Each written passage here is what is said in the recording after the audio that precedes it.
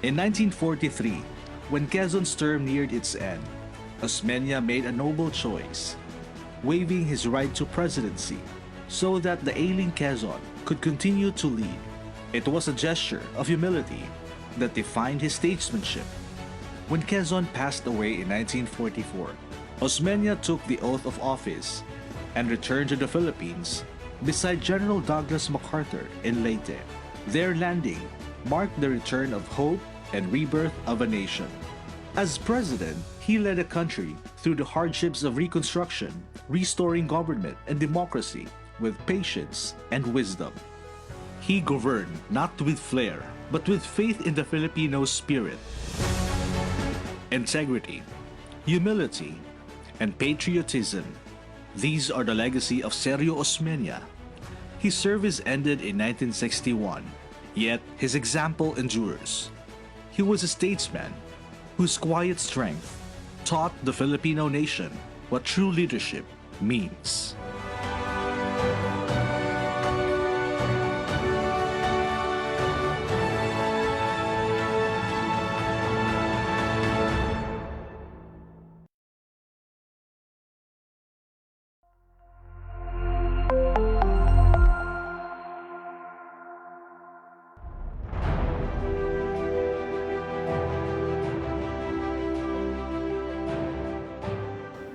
He started as the private secretary of Manuel Quezon. As you know, Manuel Quezon, during the American colonial period, was chosen by the American Governor General to set up the Philippine Assembly.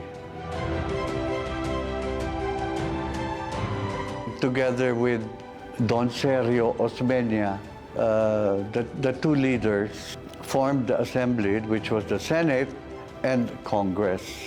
During that time, they were patriotic. Their overwhelming desire was for eventual independence of the Philippines.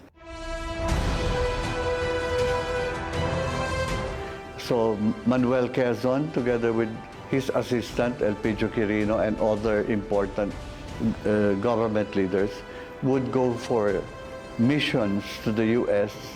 to meet with congressmen, senators, even by that time, President Roosevelt, no?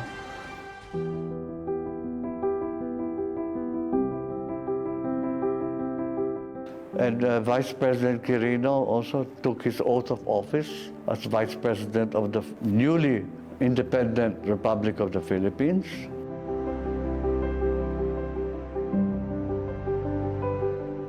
And one of the first things he did with the approval of President Rojas, he declared on radio that all the little islands that is now the West Philippine Sea is part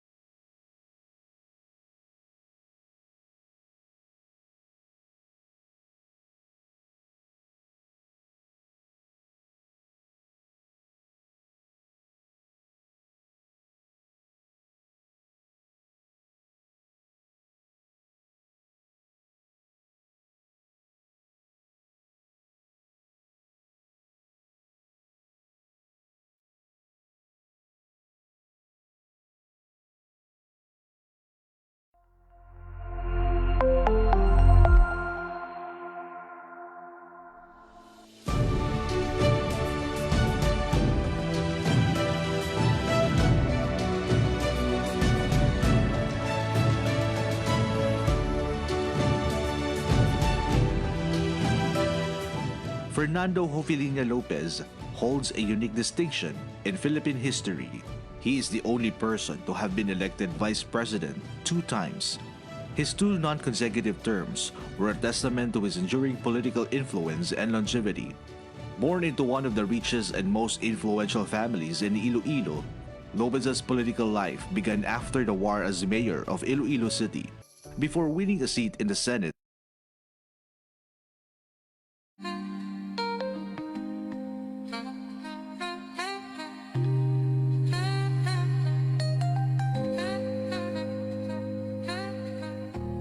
In 1947, his strategic alliances led him to serve as vice president under 2 different presidents. First, with Elpidio Quirino in 1949, and later, alongside Ferdinand Marcos in 1965 and 1969. Vice President Lopez's most significant impact came through his role as Secretary of Agriculture during his second and third terms. His background as a leading sugar planter made the post a natural fit. His tenure coincided with the global green revolution, which aimed to increase crop production through new technologies. Under his watch, the Philippines was at the very center of this agricultural renaissance. The International Rice Research Institute, or IRRI, created IR8, famously known as a miracle rice. Highly successful, the high-yielding crop dramatically increased the nation's rice production. The success of the Green Revolution under Lopez saw the Philippines become a rice exporter for the first time in the 20th century.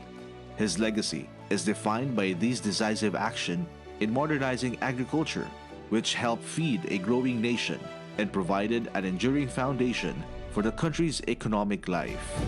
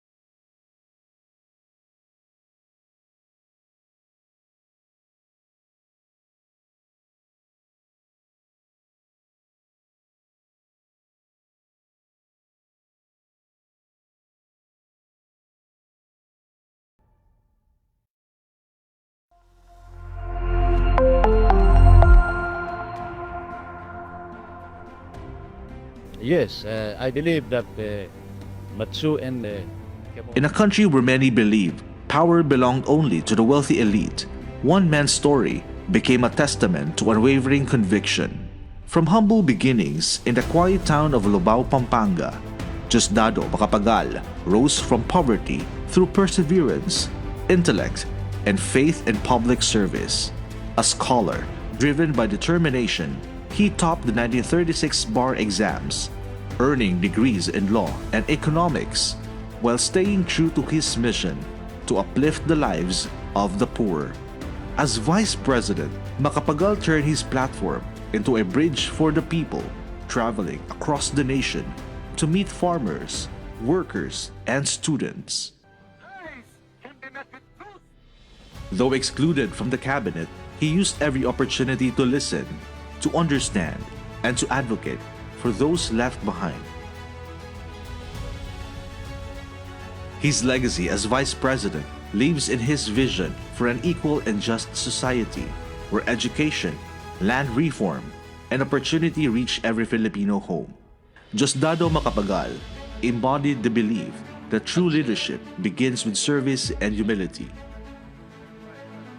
The poor boy from Lubao showed a nation that greatness is not born of privilege, but of purpose.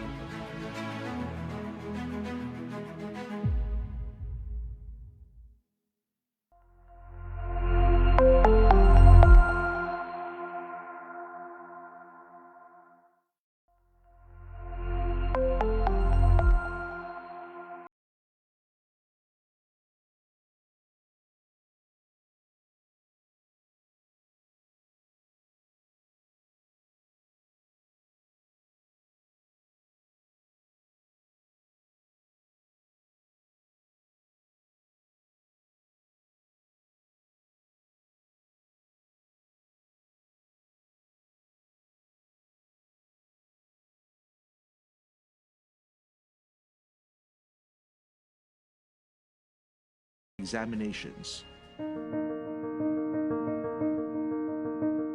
Throughout his career as a congressman and senator, Pelaez earned a reputation as an outstanding lawmaker.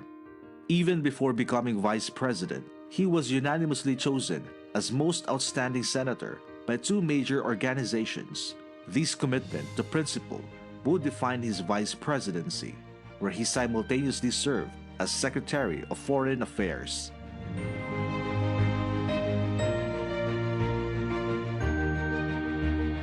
Pelaez's primary advocacy focused on rural development. He was deeply concerned with improving the quality of life outside the capital. His most lasting legislative impact would later be realized through the Rural Electrification Act of 1969, a landmark law he spearheaded that brought electricity to the most humble homes.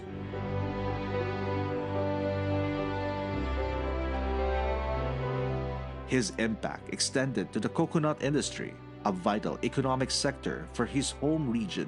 He served as chairman of the Kadang-Kadang Research Foundation to fight the disease threatening to wipe out the coconut crop.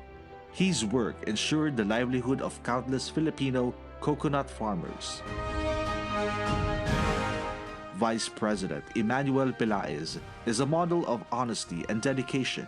His service bridged generations, culminating in his role as ambassador to the U.S. in the Aquino era, cementing his life as one dedicated to integrity, development, and the Philippines first.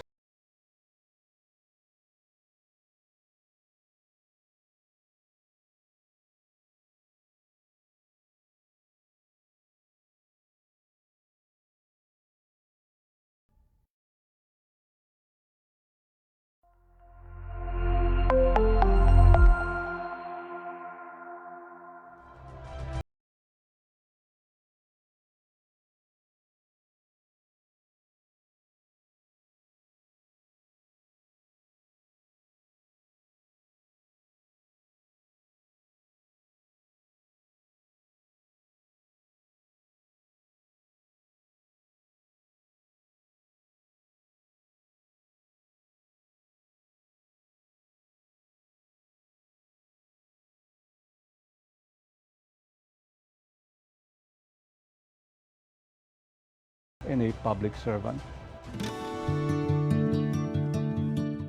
Justice for the Poor is what got him elected as senator in the 60s. And through that advocacy, he believed that the poor and those who cannot afford lawyers could have a chance to be represented in court by what they call now the Citizens Legal Aid Society of the Philippines, which he set up.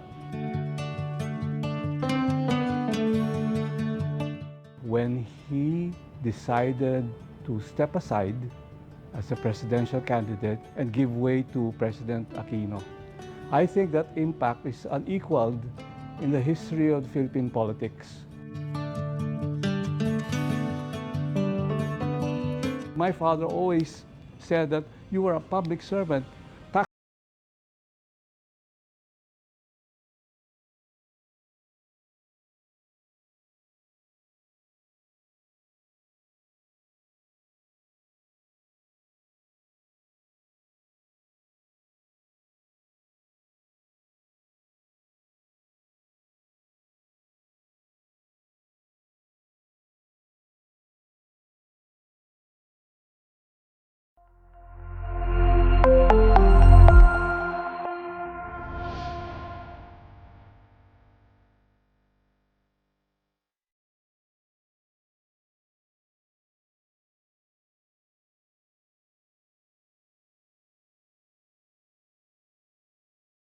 May tertin, nanonood ka, natuto pa rin ko.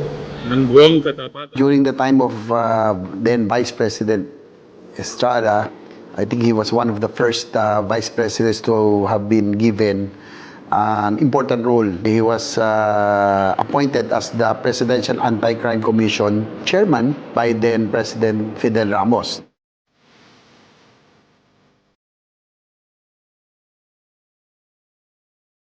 Under his leadership, the PACC took a strong, hands-on approach against crime. My father personally led operations to dismantle kidnapping syndicates and criminal warlords. By determination, they were able to neutralize a lot of the kidnap ransom syndicates. Most notably, Alfredo Joey De Leon. I think that was the most defining moment of then Vice President Estrada.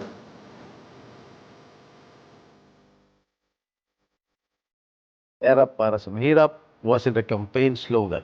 It was his guiding principle.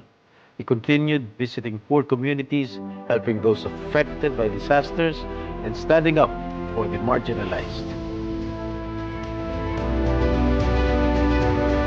He wants to be remembered, not for his titles, but for his heart, for fighting for social justice, equality, and the welfare of the poor.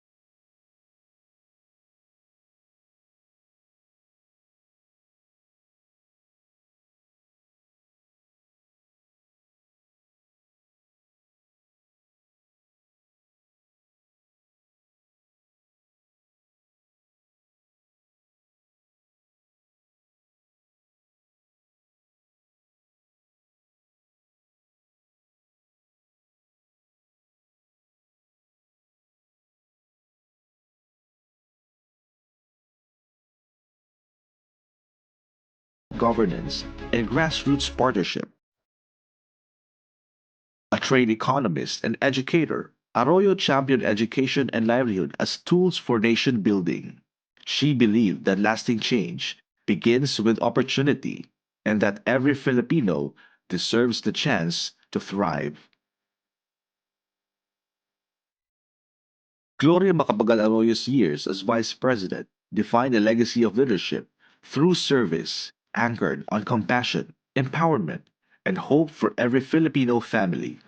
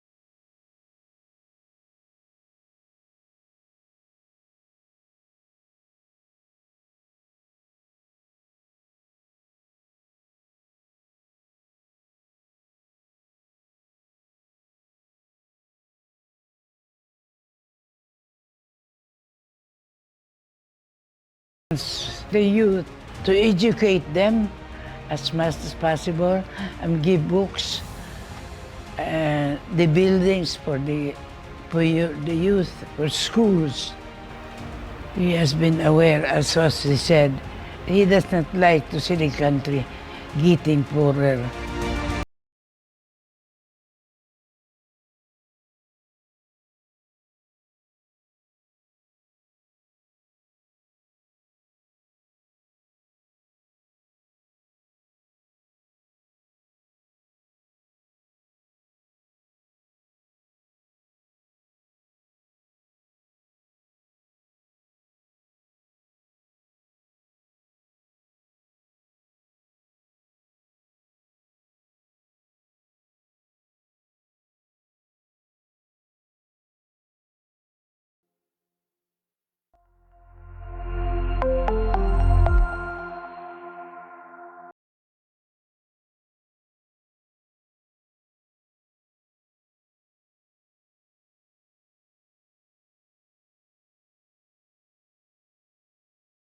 Sa ngalan ng serbisyo publiko, haharapin ko ang hamon na maging inyong pangalawang Pangulo. Kabayang Noli de Castro, ang boses ng bayan. Karangalan ko ang maglingkod sa inyo.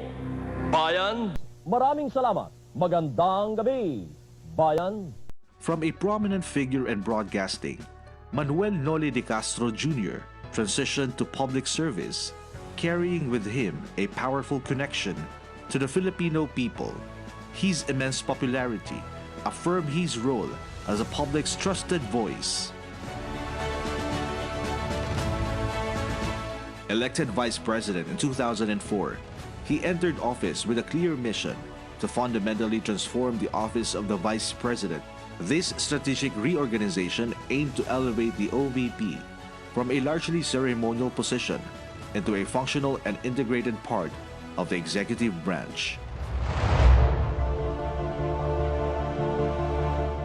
His primary advocacy was quickly established in his concurrent cabinet-level roles. He was appointed Presidential Advisor for Overseas Filipino Workers and, most significantly, Chairman of the Housing and Urban Development Coordinating Council. As Chairman of the HUDCC, he took charge of 4 key shelter agencies to address the daunting national housing needs.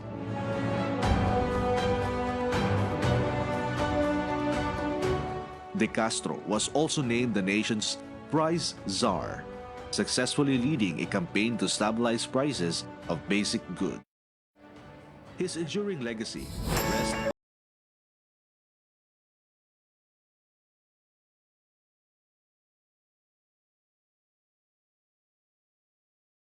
announcing the arrival of Honorable Sara Z. Duterte, Vice President of the Republic of the Philippines.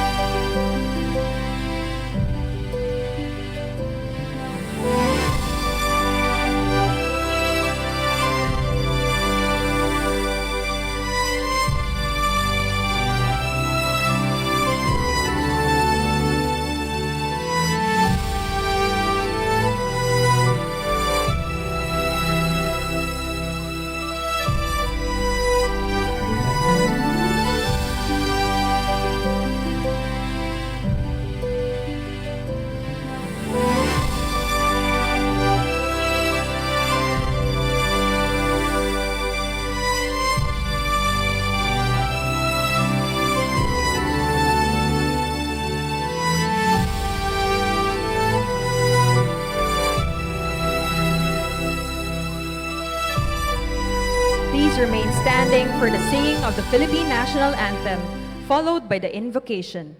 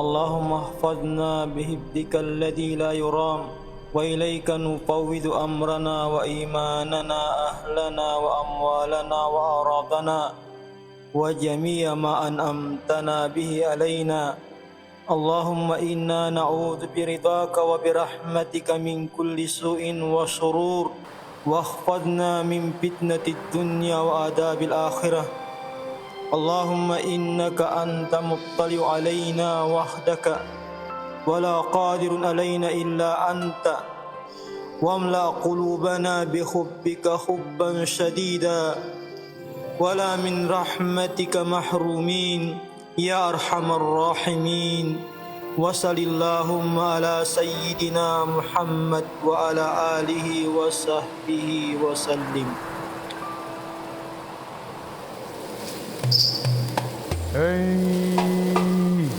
Yung ajan maknungan anang ijat hibiyag ya umat hinan an namin an matigo teyan potan ya ujan ya bulan an makatulong hitun nung publayan tu ya at kufcih tumpung bibiyag tu ya nante ya apo maknungan an haik jawaton mi yanaan makhot hitun nung publayan mi ta ijat muy wagah tawaan pumhot ami pamilyami ya umat himitanom ya nante ya maknungan an kapuhinan emi pun oohan icumawatan tawaman dan emi nung kulangan maknungan yawaan na wajaan emi pangitangajan tapun hod hituen nung bublayan mi at kuhci teya amun oohami tawaan na punghod ami pamilyami ya nan emi itanom apo maknungan hiyanan kapuhinan cumawatan min hea hinaan na nun bublayan mi iya punghod maknungan hagiyo.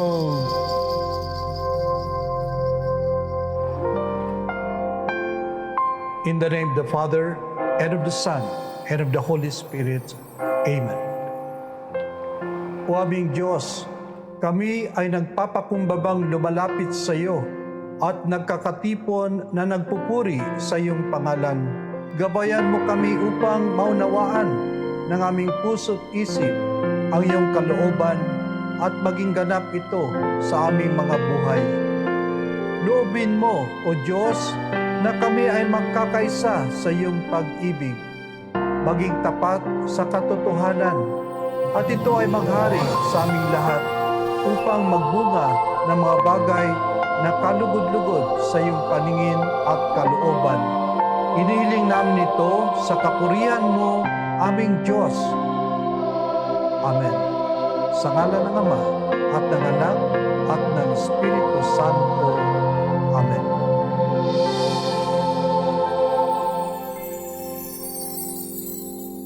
You may now be seated.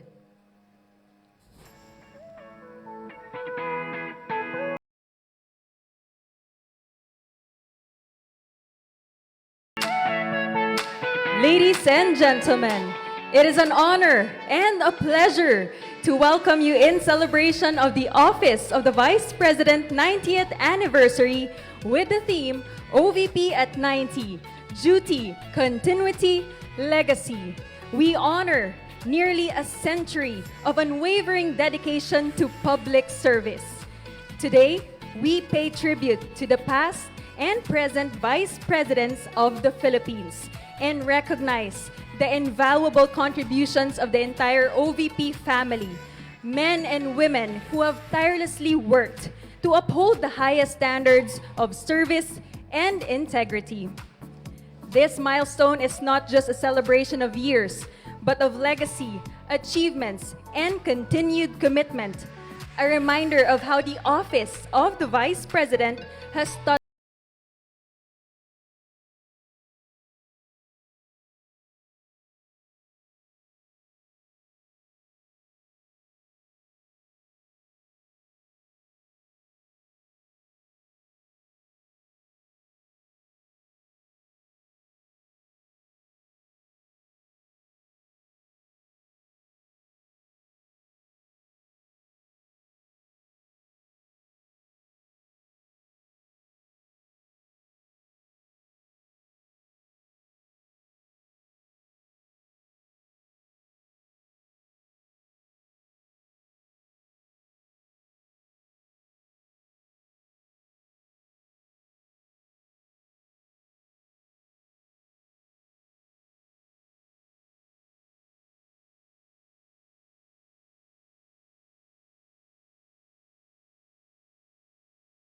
President Gloria Macapagal Arroyo, Senator Jinggoy Estrada, to the families and descendants of former vice presidents, members of the diplomatic corps, fellow workers in the government, other distinguished guests, ladies and gentlemen, happy nice morning to all of you. Happy 19th anniversary to the Office of the Vice President and welcome to the City of Makati. Sa simula pa lamang, nais ko pong magpasalamat sa inyo for choosing Makati as the venue for the celebration of this special occasion. As you may know, Makati City and the Office of the Vice President share a special bond. My father and the 13th Vice President of the Philippines, Jejomar C. Binay, served as the Mayor of Makati before being elected as the Vice President. Kaya naman isang karangalan na ganapin ang 90th na anibersaryo ng OVP dito sa Makati. This is like a full circle moment for us. Ladies and gentlemen, allow me to share some personal anecdotes on the impact the OVP made in my life. I may not have been officially employed in the OVP, but fortunately, I was part of the official family. And that allowed me to experience firsthand how the Vice President and his office works. Ang pagsama sa aking ama at sa mga staff ng OVP sa kanilang paglilingkod sa bansa ang nagmulat sa akin sa tunay na pagsisilbi sa bayan at sa mamamayang Pilipino. Being part of the OVP made me realize that there is so much more to do for our country and for the Filipino people. Marami pang kailangang gawin at ayusin sa ating bayan. It was my experience serving alongside my father during his vice presidency that motivated me to serve our country and our people. Kaya po, pinagmamalaki kong matawag na alalay ng VP noon. Dahil ito po ang nagmulat sa akin at nagpatibay ng aking desisyong tumakbo at magsilbi bilang senador ng ating bansa. I was inspired to make an even bigger contribution to the development of our country and people. At matapos ang 12 taon ng paglilingkod, ay nabigyan naman tayo ng pagkakataong paglingkuran ang bayan ng Makati bilang mayora nito. Ngayon po ay humaharap ako sa inyo upang patotohanan ang kahalagahan ng pagiging bahagi ng Office of the Vice President. Gaya nga po ng sinasabi ng aking ama, ang Vice Presidente ay hindi lamang spare tire. Ang OVP ay hindi lamang ceremonial office. Instead, The title and the office brings with it the responsibility and privilege of serving the nation and the people to the best of one's abilities. Umaasa ako na ang mga susunod pang vice-presidente ay ipagpapatuloy ang magagandang gawain ng mga nauna na sa kanila.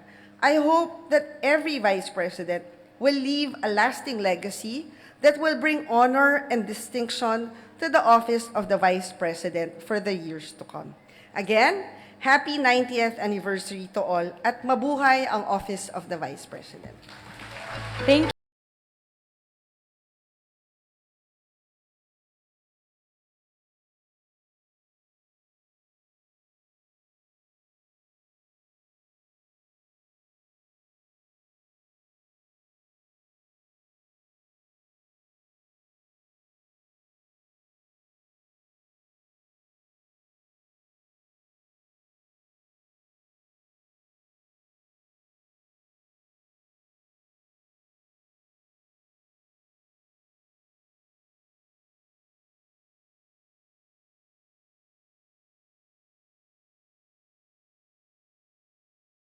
To our honorable guests, partners, and to the OVP family, good morning, magandang araw sa inyong lahat, and maayong buntag sa inyong tanan. For 90 years, the office of the Vice President has been serving the Filipino people. Over the decades, it has grown through the dedication of the Vice Presidents, the employees, and the partners who have worked here, each contributing in their own way to the mission of this institution. Today, as we mark its 90th anniversary, we honor a legacy that continues to guide its work and a duty that remains as important as ever. This celebration is more than a commemoration of milestones. It is a reflection of continuity. We are deeply honored to be joined by our former vice presidents and the families who represent them. Your presence reminds us that every administration, with its challenges, choices, and triumphs, has contributed to shaping the office into what it is today. The OVP's history is your legacy, and it continues to inspire those who serve today and those who will serve in the future. As we mark this milestone, we also celebrate the people and stories that give life to the office, our dedicated employees, and individuals in the communities whose work reflects the true meaning of public service. As part of today's anniversary program, we will recognize their contributions through the Praise Awards and Gawad Makabansa, a testament that service, whether in the government or in our communities, continues to move our nation forward. Later, we will also witness the launch of the first OVP Coffee Table book to be introduced by our OVP Undersecretary and Chief of Staff, Attorney Zalaika T. Lopez. It is a collection that captures 9 decades of leadership, service, and humanity. And one of the most meaningful highlights of our celebration is the launch of the OVP pop-up exhibit titled Extraordinary, happening later today at Fisher Mall in Quezon City. This pop-up exhibit, to be featured in 7 key locations across the country from November 14 to 30, will tell the stories of all our 14 vice presidents of the Philippines who once were ordinary individuals but through their courage and commitment became instruments of extraordinary service. We invite everyone here to visit the exhibit and rediscover the people and moments that shaped our nation's history through this office. Today's program is filled with highlights and stories from OVP's 90-year journey. From all of us at the Office of the Vice President, we hope that each of you will find inspiration in the achievements of the past, take pride in the work being done in the present, and leave with a deeper appreciation for the mission and spirit of the Office of the Vice President. Enjoy the celebration, and may this milestone anniversary be a meaningful experience for everyone here. Daghang salamat and maayong buntag sa inyong tanan.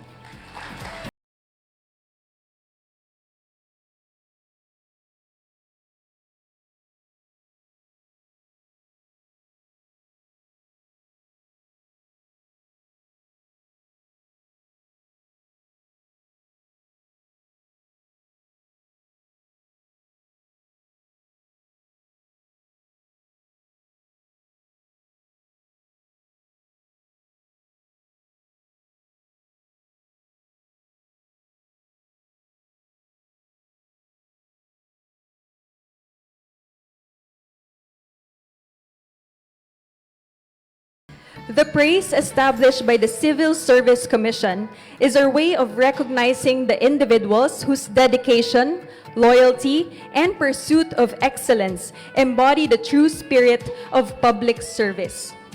It celebrates the quiet perseverance behind every task completed, every goal achieved, and every challenge overcome. This year, as we gather under the theme OVP at 90, Duty, Continuity, Legacy, we look back with reflection and move forward with renewed purpose. Our praise awardees represent the living milestones of this institution. They remind us that while years mark the calendar, it is dedication that builds a legacy. Today, we will confer 3 categories of recognition. To confer the praise awards, we kindly invite on stage the Honorable Sara Z. Duterte and the Honorable Gloria Macapagal Arroyo.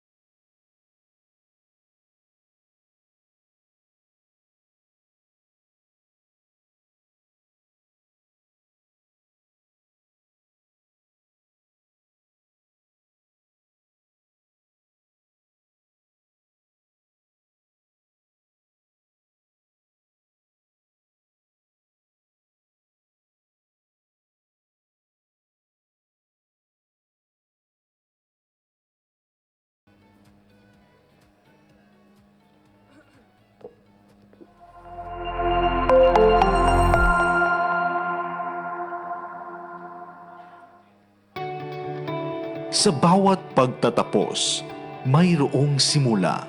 Sa bawat pag-alis, mayroong iniiwang hindi malilimutang alaala.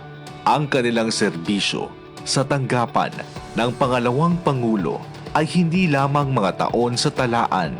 Ito ay mga kwento ng dedikasyon, sakripisyo, at hindi matatawarang pagmamahal sa bayan.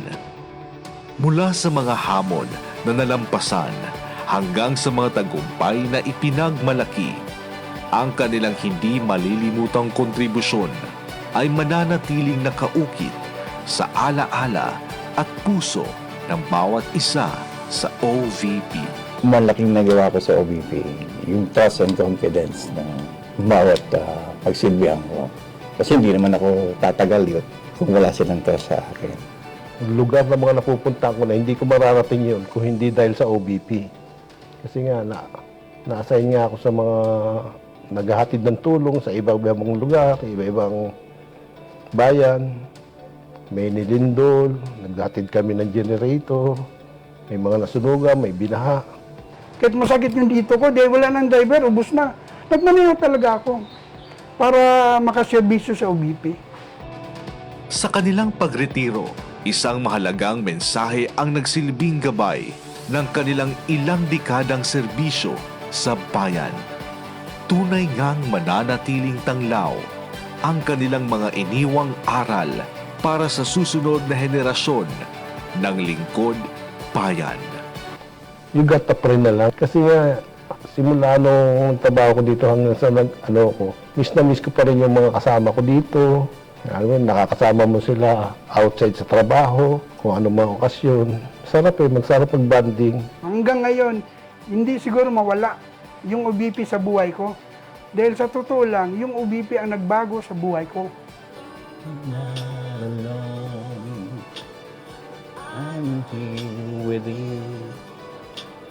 Though you're far away, I'm here to stay. You are not alone.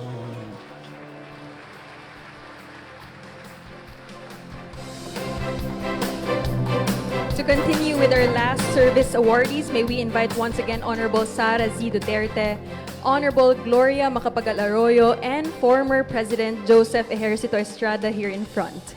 Thank you very much. Our service awardees, may we invite Ronel A. Caballero, 26 years in service.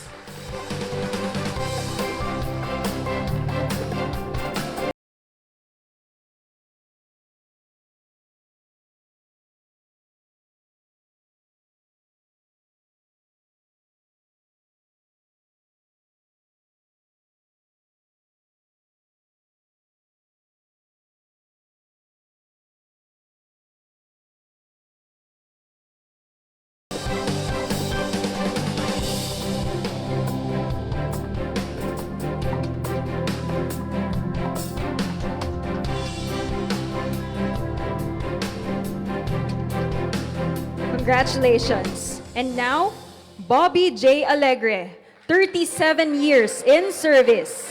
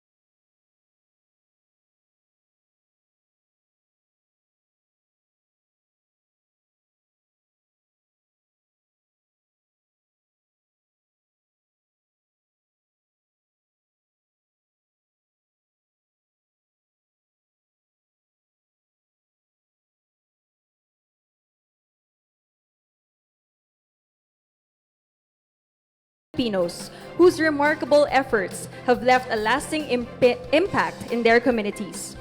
Through their dedication and unwavering commitment, these individuals have uplifted their communities and played integral roles in the broader context of nation building. Their contributions and impacts serve as beacons of inspiration, driving positive change and improving the lives of the Filipino people. We now invite everyone to kindly turn your attention to the screen to meet our first Gawad Makabansa awardee.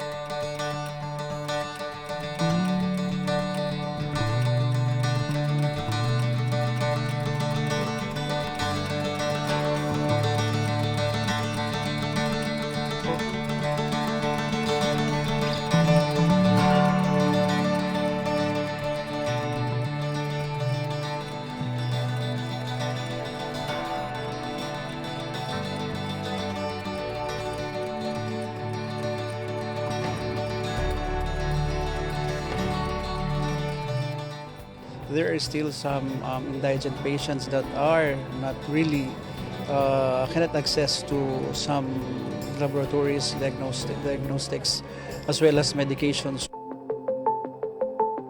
Sometimes yung patient papasok nakapaalang, walang sleeper. So sometimes kahit pagkain medyo wala. So sometimes hindi mo maiwasan, pati food allowance we have to share with them. So, kasi maawa ka eh.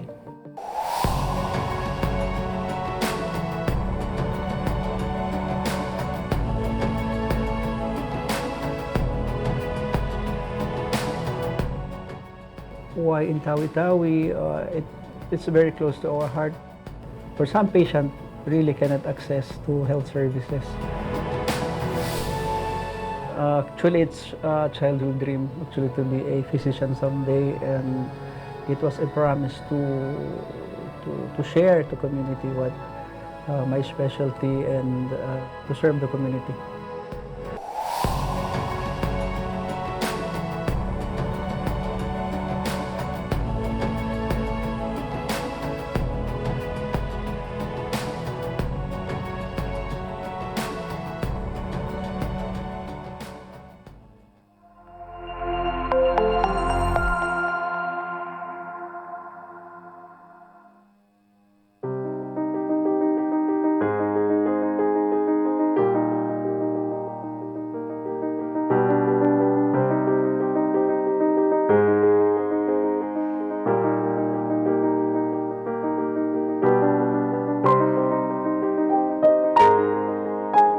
Maghimo tag learning materials para sa mga bata, sa mga learners namo. So ang target namo katong mga bata nga di kabalo sa ilahang lingwahe. Na-enroll namo ang mga bata, and then among gipatudloan namo ang mga bata sa ilahang basic words, sa ilahang lingwahe. While nagklase sila, ilang mga parent pod naapod sila kanang mga project nga para makahimo og tribal attire ang mga kabataan. Nakita nila ang beauty sa mga programa mo na nga different barangays na ang nag-adapt sa mga program.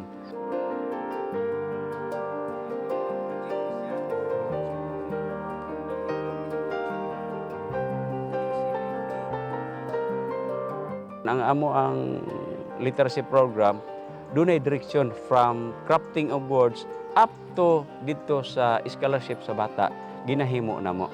So, mo na amo ang target. Naabay progress ang gihimo na ko. Malipay ko kung naaday nagtuon sa gihimo na mong learning material sa Alambre Elementary School. Kato, first mo to basic. And then, ang unod dito sa learning materials gihimo na mo, more on values. So kung magtanom day ka gugma, makaani po day ka og pag-amuma, pagmahal, kung sabay imong in return sa imo. Time will come, abot na siya. Basta ka maghimo lang kag maayo sa mga tao. Asod masud, yakag atras, asod masud, yakag atras, sere kakibangan, Sere kakawan, asod masud, yakag atras.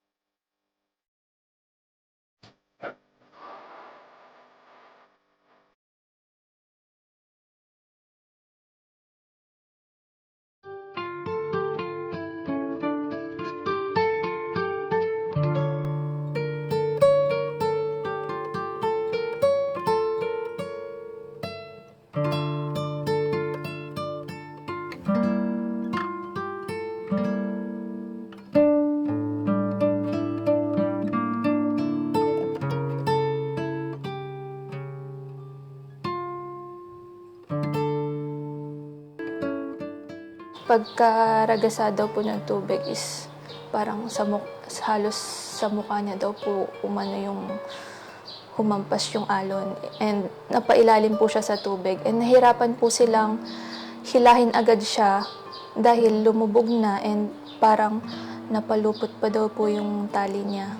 Nung pagkaahon naman daw po agad sa kanya, sinubukan po agad siyang i-CPR pa.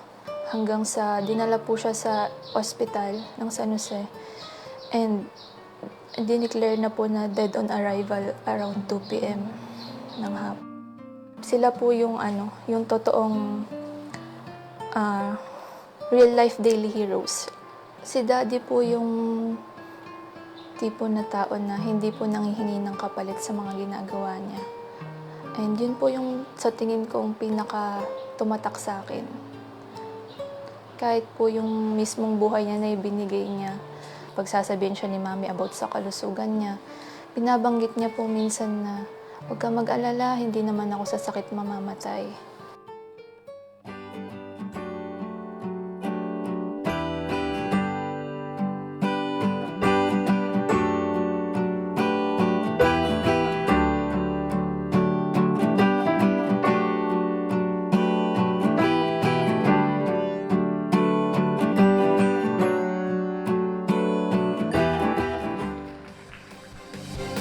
Once again, our Gawad Makabansa awardees, a round of applause for them, please.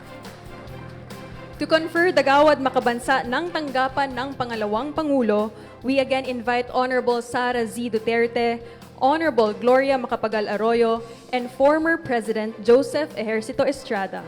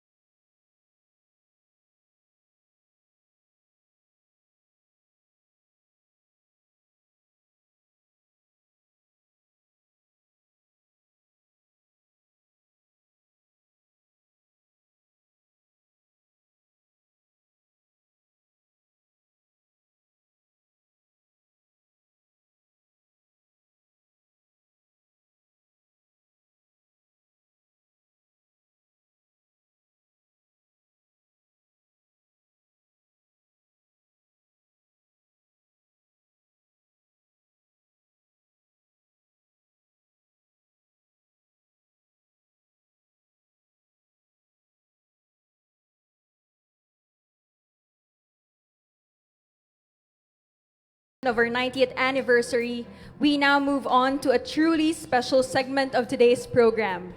To share more about this milestone initiative, let us all welcome Attorney Zuleika T. Lopez, Undersecretary and Chief of Staff of the Office of the Vice President.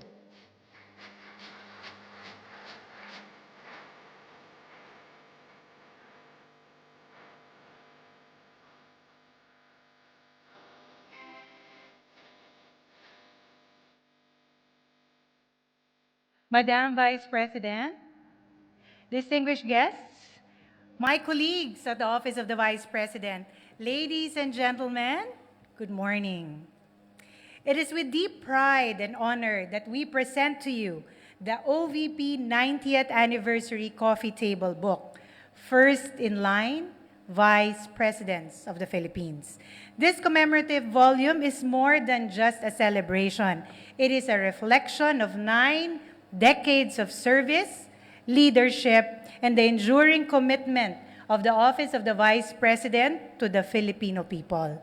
First in Line offers a compelling narrative of the Vice President's evolution from its inception under the 1935 Constitution to its present-day role in shaping national governance. It chronicles the lives and legacies of all 14 Vice Presidents, explores the dynamics of succession and policymaking, and highlights the challenges and triumphs that have defined the office for generations. Through these pages, we pay tribute to the legacy of those who have come before us, whose dedication and service have shaped the nation's history. At the same time, we seek to inspire future leaders to carry forward the enduring mission of public service with integrity, courage, and purpose. It is my great privilege to officially launch this book, and I invite everyone to watch the video for a glimpse of this historic work. Ladies and gentlemen, first in line, Vice Presidents of the Philippines.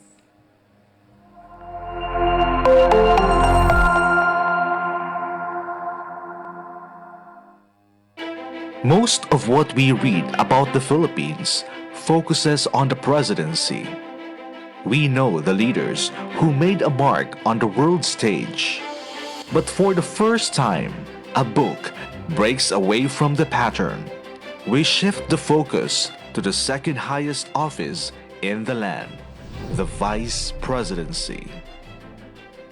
First in line is the untold story of 14 statespeople who have graced and shaped the office, from its humble beginnings in colonial times to its pivotal role in nation building.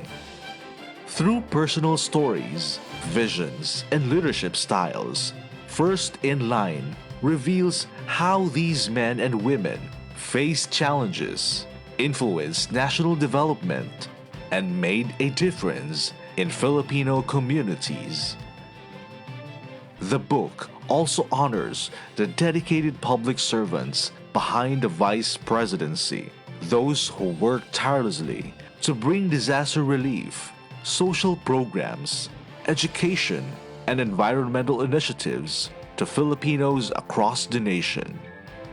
Through this book, First in Line, we invite you to a celebration of leadership, service, and the enduring legacy of the Vice Presidents of the Philippines.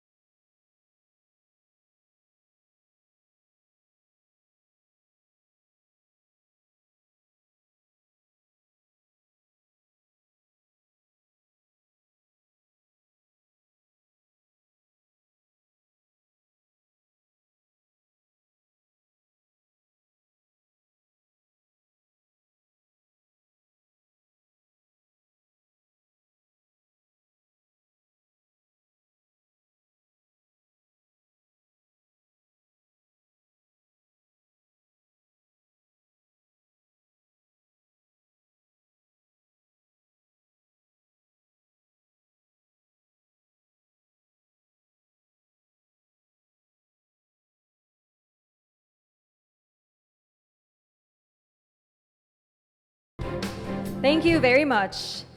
May we invite on stage the family of Honorable Emmanuel Pelaez, 6th Vice President of the Philippines.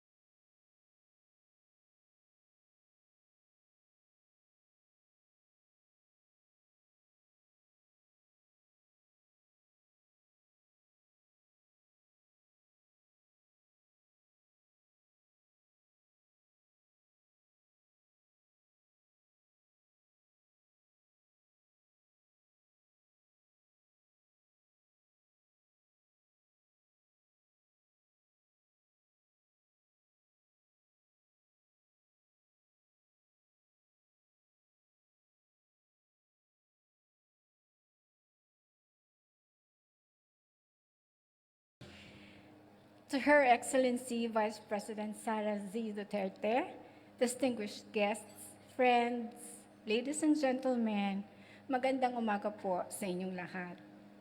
Standing here today fills our hearts with quiet pride and gratitude.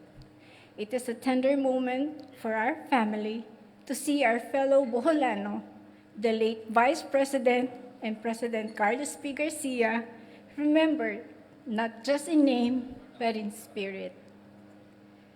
For us, this is not merely a ceremony, but a homecoming of the heart. As we mark his 129th birth anniversary, we do more than remembering the passing time. We remember a man whose love for country was as vast as the seas that caresses our shores, as steady as the wind that whispers through the coconut trees of Bohol. His heart beat with the rhythm of the islands, and his every word carried the pulse of a nation he loved. In behalf of his family, we are deeply moved by this act of remembrance, by the kindness and respect shown by the office of the Vice President under the leadership of Vice President Sara Duterte. This recognition, simple yet profound, assures us that the legacy of President Garcia still lives in the heart of our people, a legacy built not on a marble or monument, but on a living memory of service, humility, and love of country. In the province of Bohol, in the old governor's office, now stands the National Museum of the Philippines in Bohol. Today, there hangs the portraits of Papaloy and Mama Yoya, painted by the master hand of Fernando Amorsolo. Their eyes seem to follow every visitor, watching over the land they cherished. Around them, simple relics of their lives, quiet things but glowing with grace, reminding us that true greatness is never loud, never proud, but gentle and steadfast, like the tide that never ceases. President Garcia was not only a leader, he was a poet, a man whose words breathed life into ideals.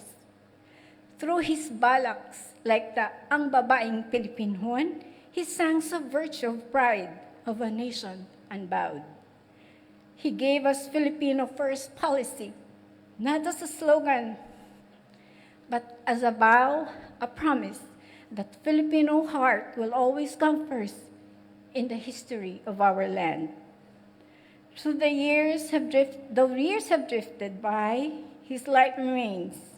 Every Filipino who believes that honesty, humility, hard work are the surest path to greatness. Whatever he became, whatever he achieved, he drew the strength from here, from the kindness of the Visayan spirit, from the rhythm of its shores, and the quiet courage of a young boy who once dreamed beneath a balete tree of serving his country with honor.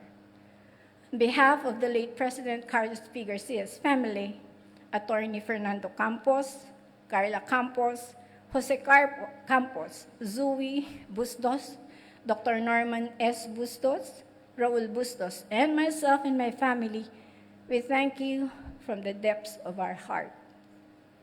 Thank you for remembering him not only as a vice president, but as a son of Bohol, a poet, a teacher, a dreamer, whose life continues to light our way.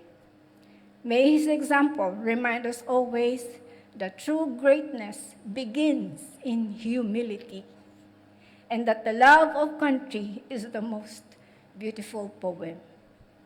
Maraming salamat po at magandang umaga sa inyong lahat. Thank you very much, Ms. Banyas, for your message.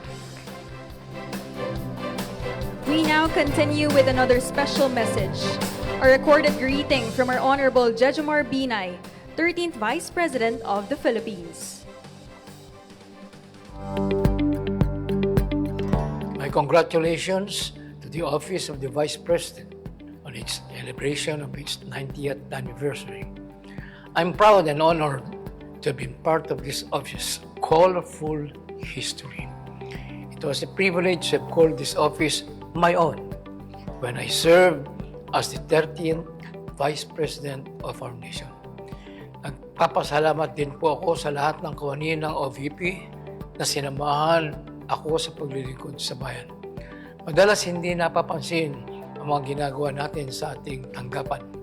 Ngunit sana ay alam ninyo na lahat ng inyong naging kontribusyon ay mahalaga. You may be unsung heroes, but I want you to know that I see you and I appreciate you. Masaya rin po ako na maging instrumento sa patuloy na pagsulong ng Office of the Vice President. I'm glad to have helped pave the way for the OVP to transition from the 70th floor of the PNB Financial Center to the Coconut Palace. At alam kong sa hinaharap ay patuloy pang uulat ng OVP at marami pang leader ang dadaan at maupo sa tanggapang ito. To the future Vice Presidents and the staff who will support them, may you all serve with purpose and passion, uplifting the lives of the Filipino people. Mabuhay po ang Office of the Vice President. Mabuhay po tayo lahat. Thank you, former Vice President Binay, for your message. To deliver the message on behalf of Honorable Joseph Ejercito Estrada, 9th Vice President and 13th President of the Republic of the Philippines, we now invite Honorable Jinggoy Estrada, Senator of the Republic of the Philippines.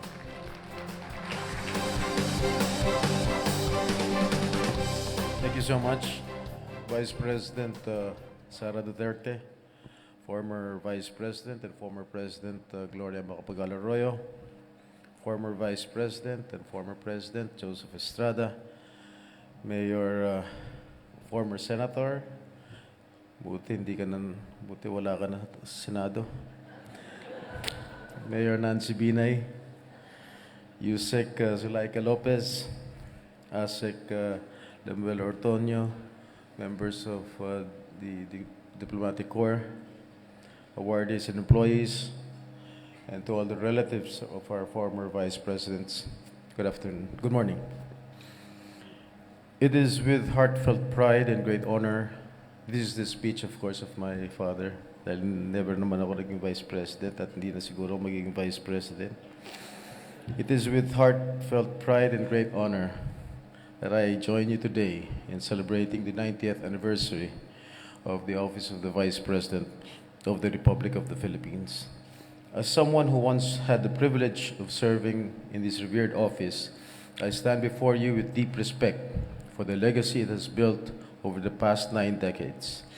The Office of the Vice President exists not only to ensure continuity of governance and leadership stability in times of crisis or transition, but also to contribute meaningfully to our nation's progress and to the pursuit of excellence in public service. Through the years, this office has not only fulfilled its constitutional role as the second highest position in the land, but has likewise evolved into a dynamic force for responsive and compassionate governance. And during my tenure as Vice President under the Ramos administration, I took on the responsibility as Chairman of the Presidential Anti-Crime Commission, where I pursued the campaign against crime syndicates and advanced broader goals of peace and order, an endeavor that earned me the moniker Crime Buster. And as we mark this momentous occasion, I pay tribute to all my fellow Vice Presidents who, in their own time and manner, have contributed to our nation's progress and strengthened the office we once held. Each of us has faced unique challenges, yet all have carried the mantle of public trust with integrity and purpose. Our collective service has helped shape the course of our nation's history. To Vice President Inday Sara Duterte and the dedicated staff of the Office of the Vice President, I commend your continued commitment to honor the enduring legacy of this institution by steadfastly upholding the ideals of service, leadership, and continuity in our democratic governance. And as we celebrate this milestone, let us continue to uphold the dignity of public service and work together for a stronger, more united, and more just Philippines. And may the Office of the Vice President continue to embody integrity, compassion, and excellence in governance, and remain a source of hope and leadership for generations to come. Congratulations on your 90th anniversary. Mabuhay ang Office of the Vice President at ng Republika ng Pilipinas. Thank you, Senator Estrada, for delivering the message of former President Estrada. We are honored to hear from another distinguished former Vice President. May we now invite on stage the Honorable Gloria Macapagal Arroyo, incumbent representative of the 2nd District of Pampanga, 10th Vice President and 14th President of the Republic of the Philippines.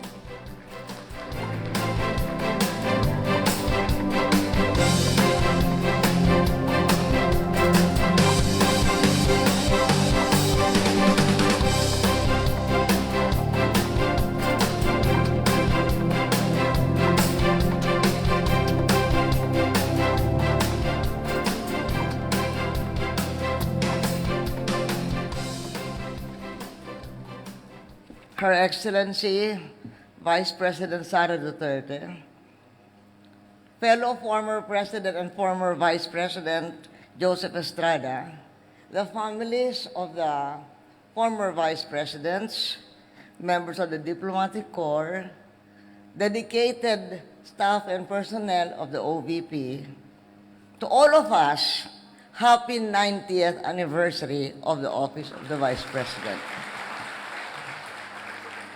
And to VP Sara, an additional congratulations for having the highest vote ever in Philippine history. The U.S. is usually considered as the bastion of democracy and the model government. But in the Philippines, the Vice President is more powerful than the Vice President of the United States. That is because the Vice President in the Philippines is elected separately from the President and therefore has a direct mandate from the people. The Vice President is important because she or he provides for a smooth succession of power, which is a mandate of democracy. Philippine history has shown how important the Vice President is. We have had 15 Vice Presidents, and 6 of them went on to become President. 2 of them became President by election, my dad and President Erap. And 4 of us became President by succession. And in either of these 2 ways, the international community has recognized the manner of succession because the Constitution provides for it. And so, it is also accepted by the Filipino people. However, the 6 of us became president by election or by succession. The Filipino people recognized it. That is because the role of the Vice President exclusively, separately from the President, is enshrined in the Constitution. So this is what makes our Vice Presidency powerful and unique. So once again, I would like to say, VP Sara and all of us who have held the office of the President and all the families, which includes Vice President Nancy Binay, who is here not just to, Mayor Nancy Binay, who is here not just to welcome us as Mayor of Makati, but together with her siblings as member of a family of a Vice President. So to all of us, once again, happy anniversary to the important office that we have had the privilege and the honor to hold. Daghang salamat kaninyong tanan. Thank you, former President Arroyo, for your message. Having celebrated the journey of the office of the Vice President, we now turn to the promising path that shapes its next chapter. We look forward to building on this legacy and embracing the opportunities that lie ahead. We invite everyone to turn your attention to the screen to learn more about the future plans of the Office of the Vice President.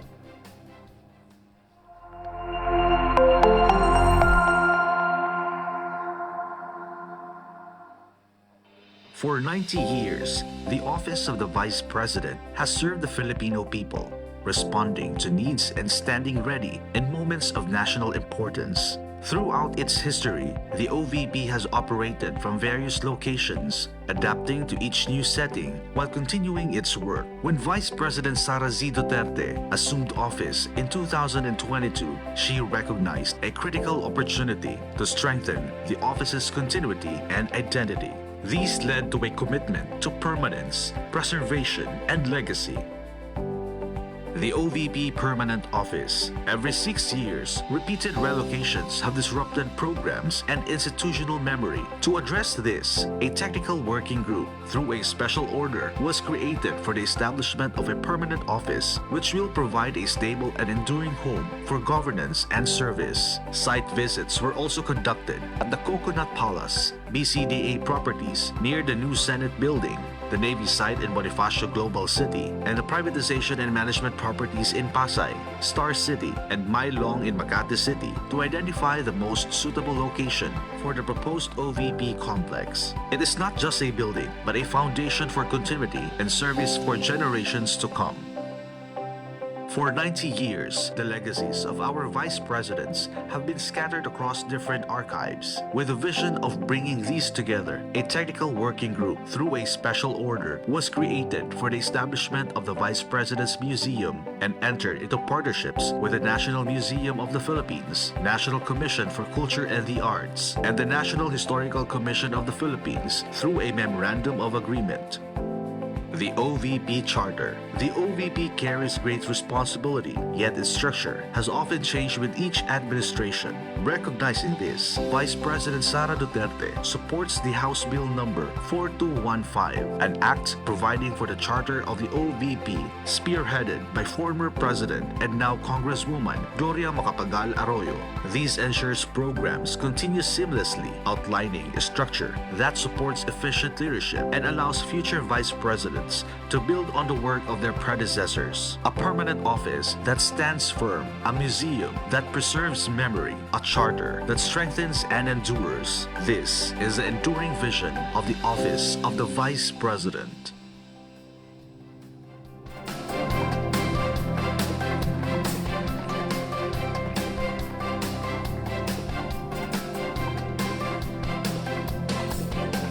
Ladies and gentlemen, to deliver her keynote message, let us all welcome the Vice President of the Republic of the Philippines, Honorable Sara Z. Duterte.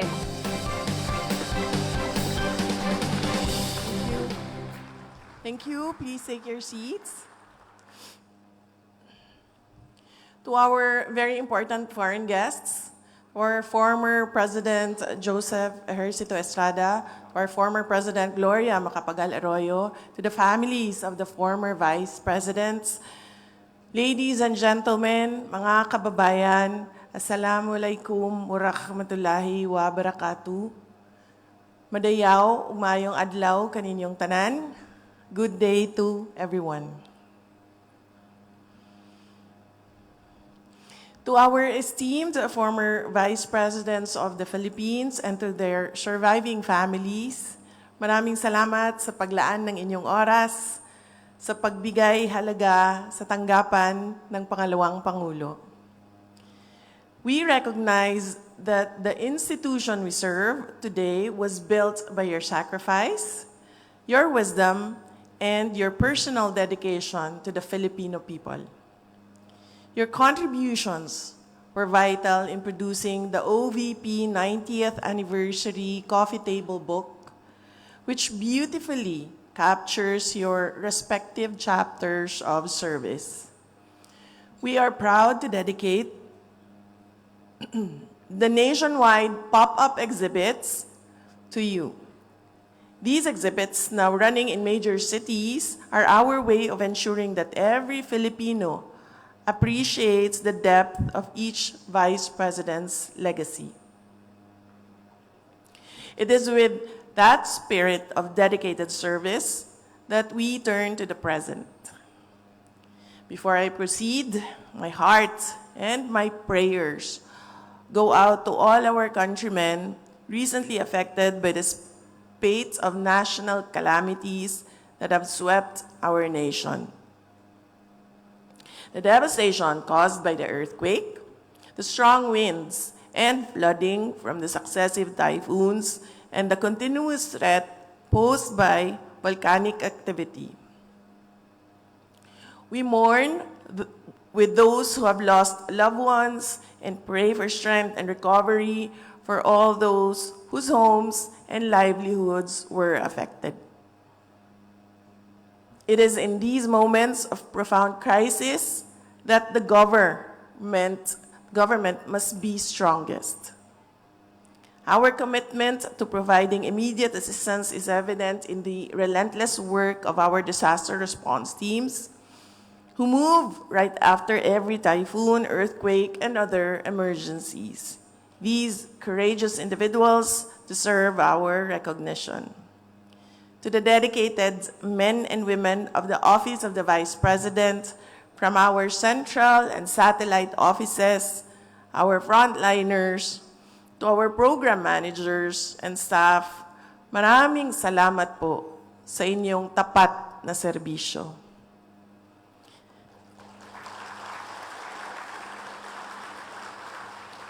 This institution's success is a direct result of your relentless effort that you put in every single day. You are the operational heart of the OVP. Despite budget constraints, despite gargantuan challenges, your resilience endures. That essential aid reaches our kababayan immediately, efficiently, and with heart. You are the embodiment of responsive governance. As we celebrate this 90th year, we are inspired by the past to build a stronger future. Let the inspiring stories of our fellow Filipinos fuel our resolve for an even more impactful year to come.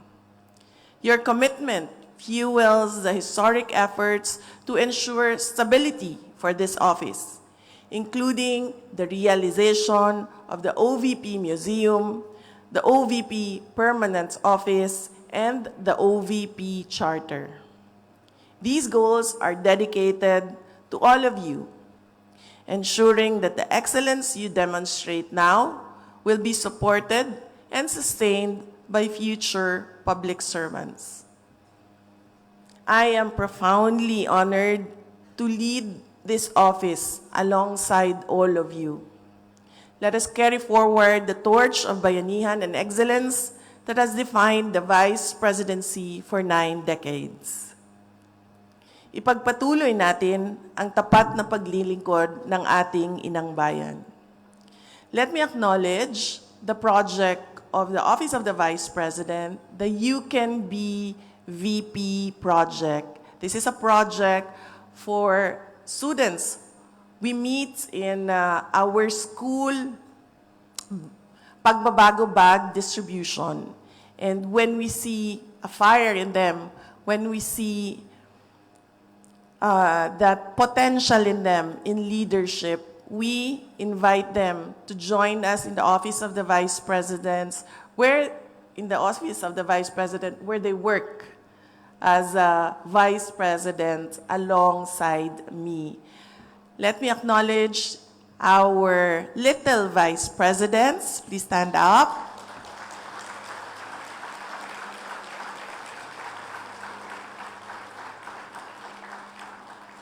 Our little Vice Presidents represented the office in my trips abroad in the past months. So thank you very much for coming to our 90th anniversary. And we hope to see you in the future books of the Office of the Vice President as the 25th, 26th, 27th, 28th, 29th Vice Presidents of the Republic of the Philippines. Mga kababayan, ang lahat ng ginagawa natin ay para sa Diyos, sa bayan, at sa bawat pamilyang Pilipino. Shukran. Thank you very much, Madam Vice President, for your inspiring message. We will now have a photo opportunity. We request everyone to kindly stand and gather in the middle for a crowd photo. Thank you very much.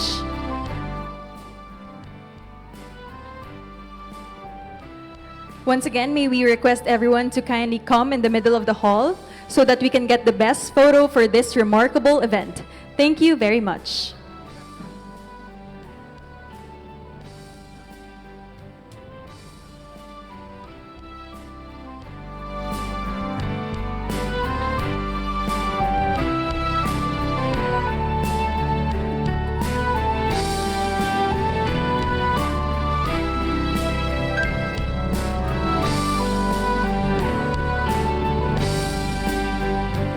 Alright, inviting everyone to come closer so that we can get the best photo for this remarkable milestone of the Office of the Vice President.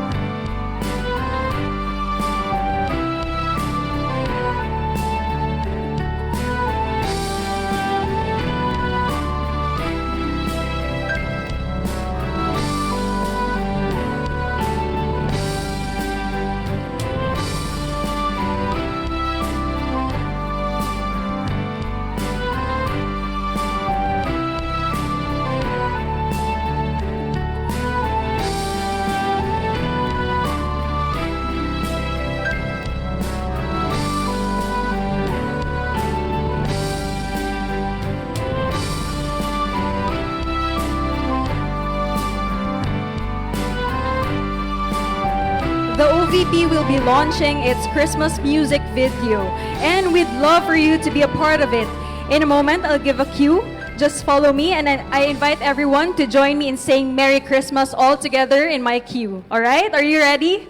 All right, let's feel the spirit of the holidays together in 3, 2, 1. Merry Christmas! All right, did we get that? Thank you very much, everyone. You may now go back to your seats. Thank you.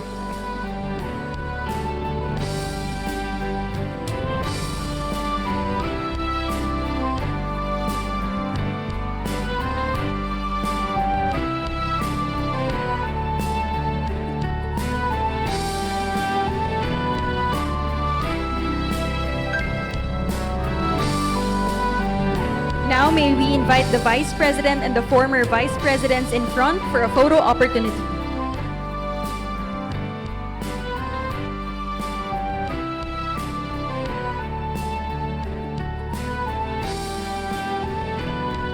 For our first batch, may we request the members of the Diplomatic Corps to proceed here in front. Thank you very much.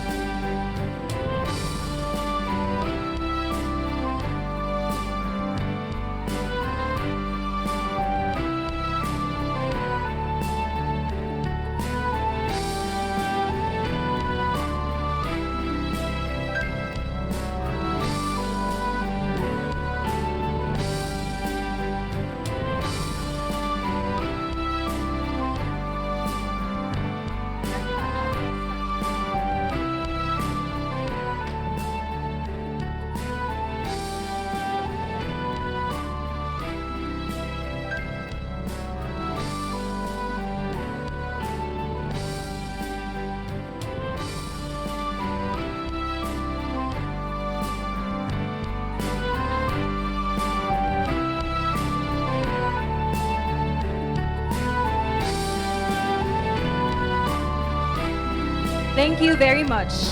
Next are the families of the former Vice Presidents. May we invite the families of the former Vice Presidents here in front.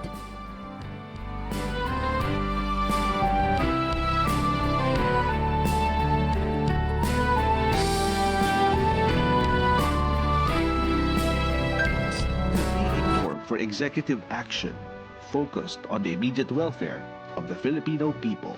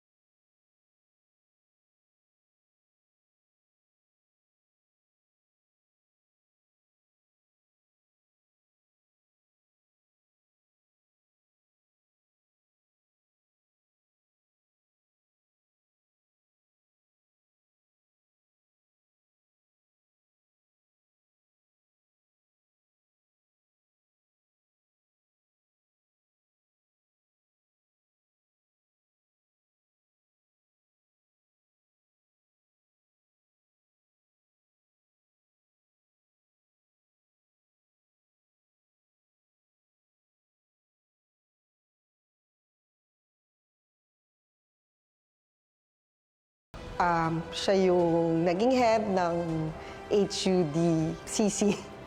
And then, nakuha din niya yung pagiging presidential advisor for OFW affairs. So I guess, yun yung naging primary niya na trabaho was number one, to really address yung shortage natin pagdating sa pabahay.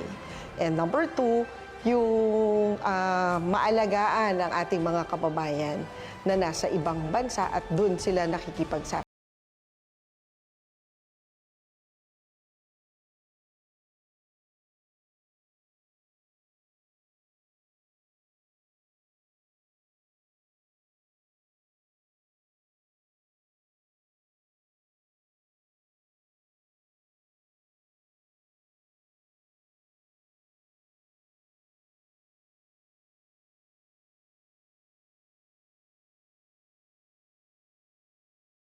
Ay yung maging working vice president at naging malaking bahagi dyan yung kailangan pag may sakuna the next day nagre-respond.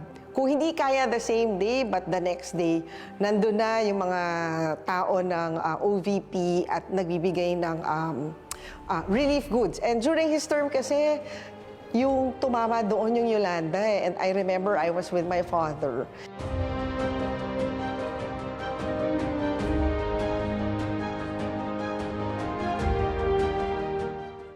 Advocacy, siguro yung sa OFW. Kasi talagang may mga instances na lalong-lalo na yung mga nasa death row. Talagang up to the last minute, he would exert effort para hindi matuloy na kung kailangan lumipad siya doon sa bansa na yon at makiusap para magstay or makommute yung sentence ay ginagawa niya.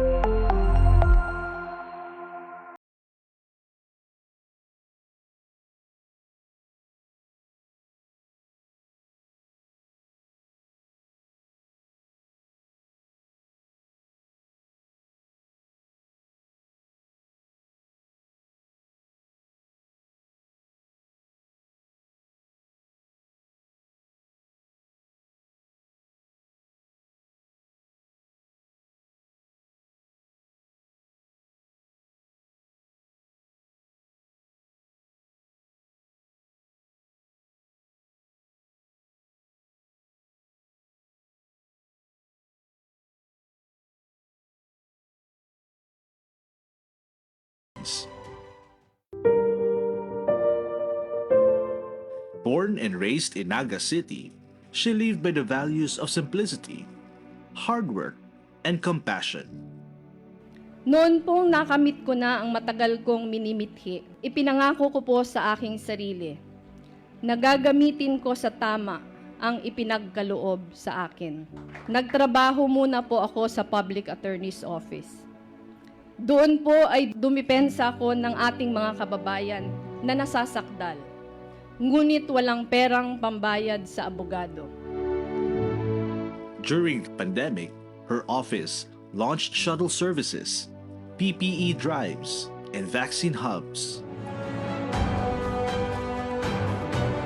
Through storms, crisis, and political attacks, she stood her ground with calm and conviction. Yung honesty, napakalaking factor sa integrity ng isang tao. Kung wala kang ganun, dapat hindi mo nga iniisip maglingkod. Kasi paano ka makakapaglingkod kung may problema ka sa sarili mo? Her legacy reminds us that leadership is not about power,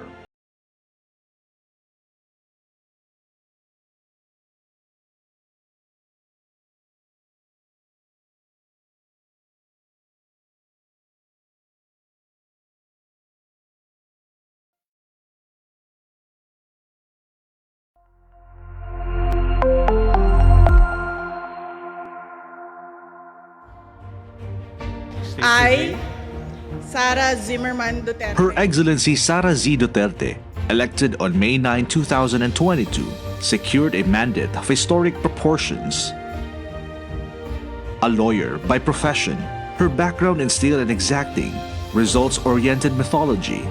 As three-term mayor of Davao City, she championed a model of governance centered on swift, decisive administrative action and direct service delivery to constituents. The core mission is efficient, accessible, and responsive delivery of public services.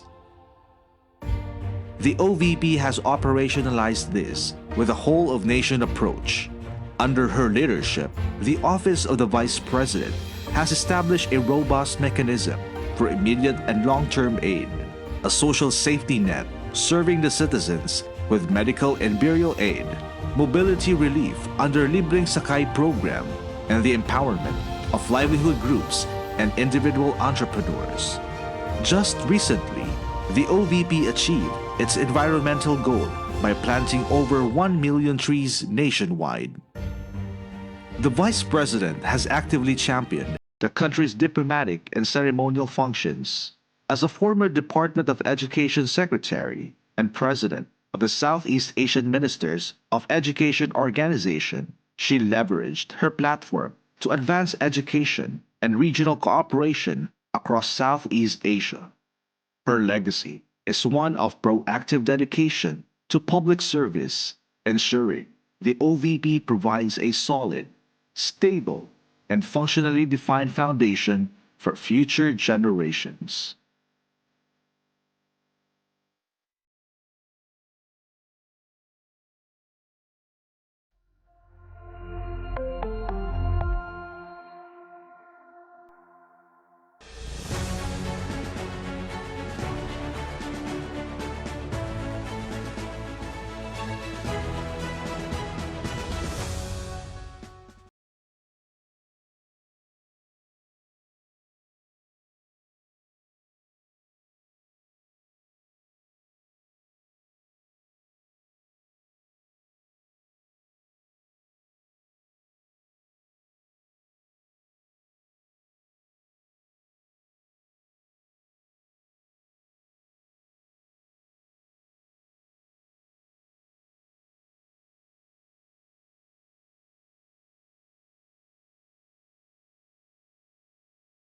Afar. In 1943, when Quezon's term neared its end, Osmeña made a noble choice, waiving his right to presidency so that the ailing Quezon could continue to lead. It was a gesture of humility that defined his statesmanship. When Quezon passed away in 1944, Osmeña took the oath of office and returned to the Philippines beside General Douglas MacArthur in Leyte. Their landing marked the return of hope and rebirth of a nation. As president, he led a country through the hardships of reconstruction, restoring government and democracy with patience and wisdom. He governed not with flair, but with faith in the Filipino spirit. Integrity, humility, and patriotism. These are the legacy of Sergio Osmeña. His service ended in 1961, yet his example endures. He was a statesman whose quiet strength taught the Filipino nation what true leadership means.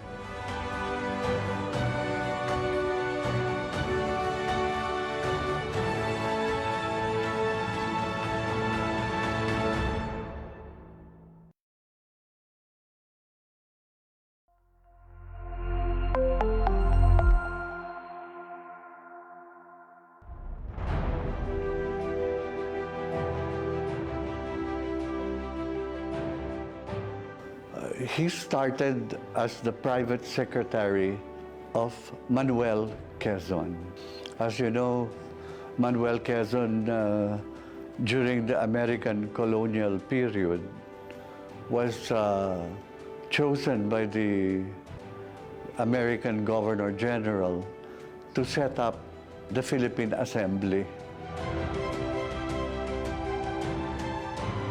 Together with Don Sergio Osmeña, the two leaders formed the assembly, which was the Senate and Congress.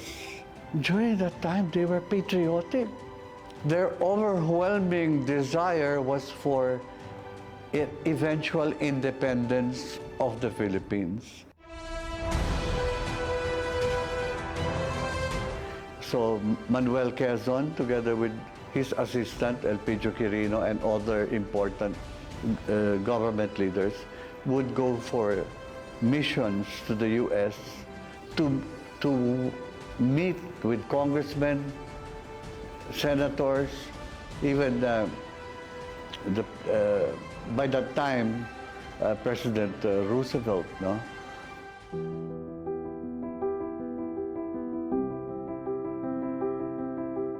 And Vice President Quirino also took his oath of office as Vice President of the newly independent Republic of the Philippines.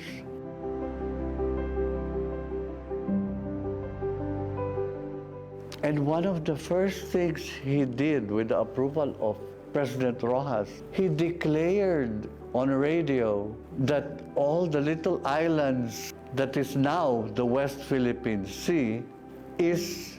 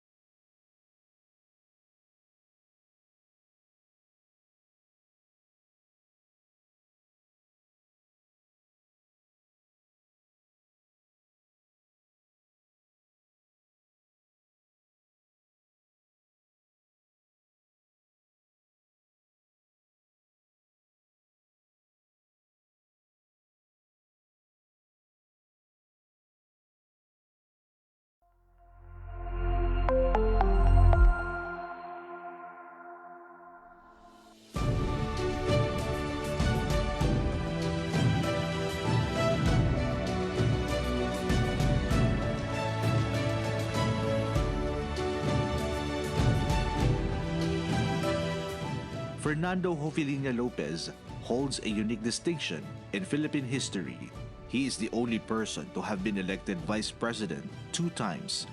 His 2 non-consecutive terms were a testament to his enduring political influence and longevity. Born into one of the richest and most influential families in Iloilo, Lopez's political life began after the war as mayor of Iloilo City, before winning a seat in the Senate in 1947. His strategic alliances led him to serve as vice president under 2 different presidents. First, with Elpidio Quirino in 1949, and later, alongside Ferdinand Marcos in 1965 and 1969. Vice President Lopez's most significant impact came through his role as Secretary of Agriculture during his 2nd and 3rd terms. His background as a leading sugar planter made the post a natural fit. His tenure coincided with the global green revolution, which aimed to increase crop production through new technologies. Under his watch, the Philippines was at the very center of this agricultural renaissance. The International Rice Research Institute, or IRRI, created IR8, famously known as a miracle rice. Highly successful, the high-yielding crop dramatically increased the nation's rice production. The success of the Green Revolution under Lopez saw the Philippines become a rice exporter for the first time in the 20th century. His legacy is defined by this decisive action in modernizing agriculture, which helped feed a growing nation and provided an enduring foundation for the country's economic life.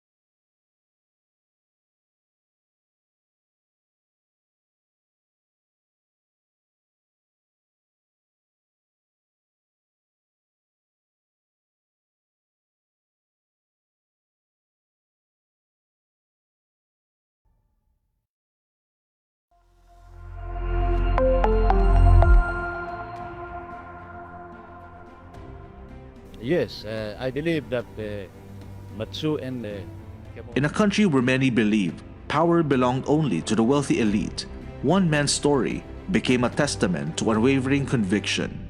From humble beginnings in the quiet town of Lubao, Pampanga, Diosdado Macapagal rose from poverty through perseverance, intellect, and faith in public service.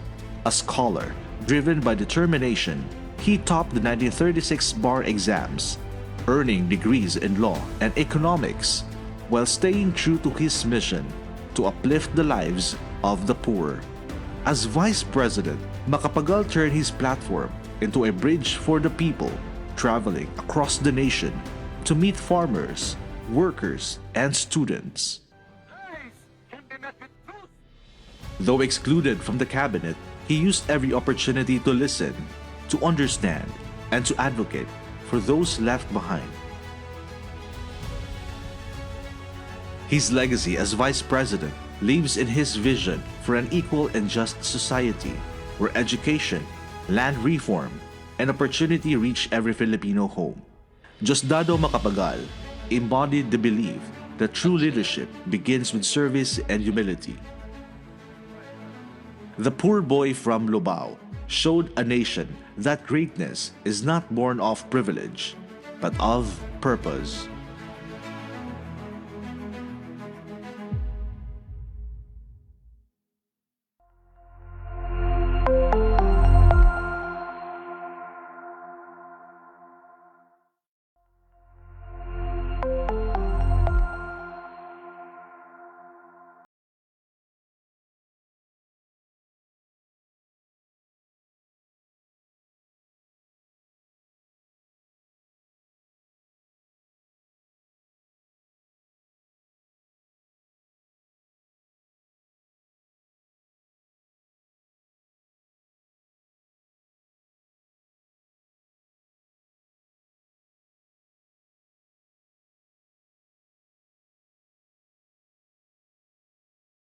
Or examinations.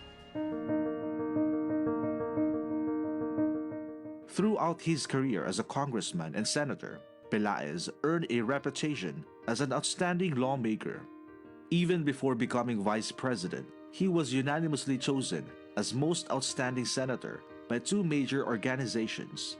This commitment to principle would define his vice presidency, where he simultaneously served as Secretary of Foreign Affairs.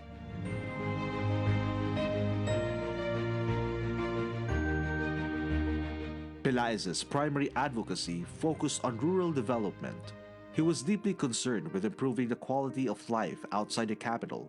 His most lasting legislative impact would later be realized through the Rural Electrification Act of 1969, a landmark law he spearheaded that brought electricity to the most humble homes.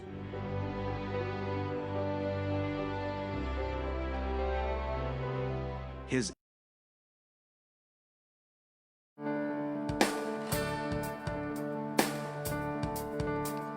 Sitamis ng sinag ng umaga, puso mo'y daluyan ng pag-asa, sa isag mo'y araw ng pagkakaisa. Walang katapatan sa serbisyo, pag-ibig sa mamamayang Pilipino, sa paglinang ng kultura, ika'y kasama ko. Sulong ng labanan, pangalawang Pangulo, ikaw ay sandigan ng bawat Pilipino. Sulong hawak kamay, ika'y aming gabay, tungo sa ninanais naming tagumpay.